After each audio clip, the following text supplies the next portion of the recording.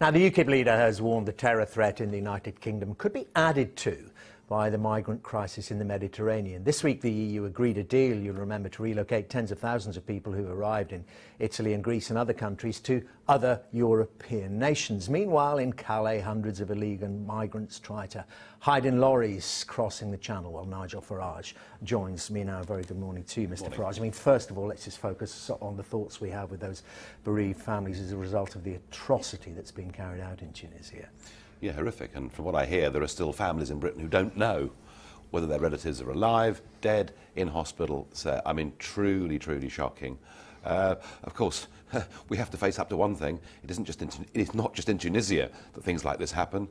We do face the real prospect of it happening here again. And this is the point, as I've been discussing, many other people have been discussing, is that when you get what's termed a lone wolf like this operating in such a manner, it's very, very difficult to either anticipate or deal with it. Yeah, very difficult. However, the one positive thing I can say is we have not had an attack of this nature on British soil for a very, very long time, compared to other countries, France, Belgium, etc. And it leads me to conclude that our security services, who are currently arresting one suspected terrorist every single day, are doing a very good job.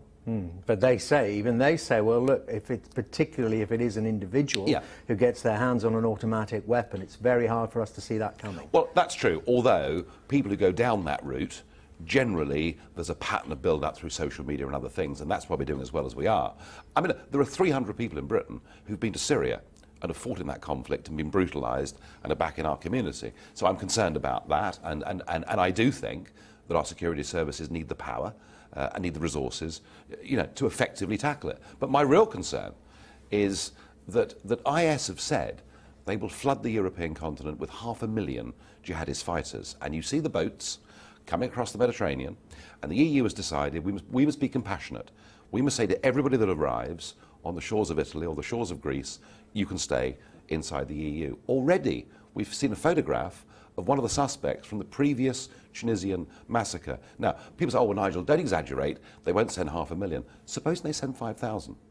Supposing 5,000 jihadists use this route to get into Europe. And my concern is that we, as a country, can argue that we're opted out of the EU's common asylum policy, but effectively, as we saw in Calais this week, people can either come illegally and have very little chance of being caught, or if the Italians lose patience because the north of Europe is not cooperating in terms of sharing the burden of all these people that are coming, all the Italians have to do is give people European passports, and then they're free to go anywhere. Well, so I'm worried about our position in this. Would you say some already have? And the numbers that have already arrived, the thousands that have already arrived? It would be surprising if some already hadn't. And as I say, one of the suspects from the previous Tunisian massacre was seen getting off a boat in Sicily. But we've got plenty of threat emanating from within. You mentioned we mentioned 7/7 and other attacks that have taken place here. There's an existing threat already within the United Kingdom, and there's just an estimate, isn't there, of the number of people, British people, who've been fighting for Islamic State and its offshoots, who are now back on these shores. It amounts to several hundreds. Yeah, I mean, my argument was that anyone that went to fight in Syria for IS should have their passports taken from them. If we know that somebody has been and engaged in that activity, why on earth would we want them back in our country? Well, that was one of the threats I remember being made by the Home Secretary. Yeah, but that was a general election. All sorts of promises get made during general elections, often in response on subjects like this to what UKIP say first. But I don't see any evidence of that being put into place. I may digress ever so slightly here, but people talking now, as we always do, about you mustn't give in to the terrorists, you've got to stand up to them. I was reading, you wrote in, was it the Mail on Sunday this morning, about you were thinking of going on holiday to Kenya. Of course, it's had some terrorist atrocities itself, and you're not going to go there. Well, are you giving in to terrorism? Well, I was going to go deep sea fishing, way out in the Indian Ocean, and of course Somalia is the bordering country, and I just thought, you know what? I don't want to take the risk. I mean, and I think actually, and it may be desperately unfair on a country like Tunisia, for argument's sake, who are, after the Arab Spring, one of the countries that appeared to be doing quite well, it may be desperately unfair to Tunisia. But I mean, you know, if your teenage daughter said to your dad, I'm off to Tunisia with my mates for a week, what would you say? Well, I'd say no. But, you know, they have deliberately targeted, let's talk about Tunisia, deliberately targeted one of their main sources of foreign income, and with that previous attack in March on the Bardo Museum and this, you're right.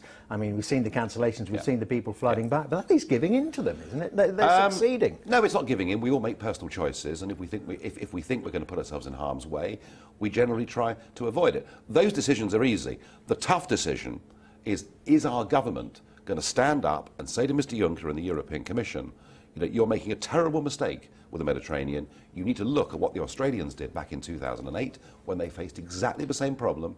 Boatloads of people coming to Australia, boats sinking, thousands of people drowning, and the Australians decided they'd send a message which was, you will not, via this route, make Australia your home. The boats stopped coming, the drowning stopped too. So is British policy not really joined up? So we've got Royal Naval vessels in the Mediterranean picking up people who are in danger of drowning, delivering them then mainly to Italian shores. If they make their way up to Calais, then they're not allowed in. If that was the other way around, if the Italians were picking up loads of people and delivering them to the Isle of Wight, we wouldn't be very happy, would we? We'd be furious, wouldn't we? So we don't know what we're doing, and we have this odd relationship with Europe, of course, because we're members of the European Union, yet we comfort ourselves we're opted out of their common asylum policy, and yet indirectly these people can come anyway. In a sense, it takes us back to the big debate in British politics over the next 18 months. What is Britain's role? You know, are we to have an independent foreign policy? Are we to control our borders ourselves? Or somehow, are we happy to accept that these big decisions get taken in Brussels, effectively? And the big question, I mean, talking about the EU referendum and the negotiations beforehand, have you found out satisfactorily, to your own satisfaction, what the Prime Minister will actually be asking for during these renegotiations? Well, he made it clear before the election that there had to be fundamental treaty change to satisfy his demands, because the British relationship with the EU was in need of reform. I was at the summit this week. I know it's been rather overshadowed by the horrific events in Tunisia. I was at the summit, and that initial request of his for treaty reform met with unanimity in the room. All 27 said no, it isn't going to happen. So we are not going to have treaty change, we're not going to have fundamental reform, and it looks at the moment that the renegotiations will become a technocratic backroom process. Yeah, they'll talk about, you know, benefits for migrant workers for the first few months or whatever, but in terms of Britain's big relationship, should Parliament have a veto over European laws? Should our Supreme Court be supreme? And can we control our borders? It looks like none of those things are even going to be discussed. Mr. Farage, good to see you. Thank you very much indeed.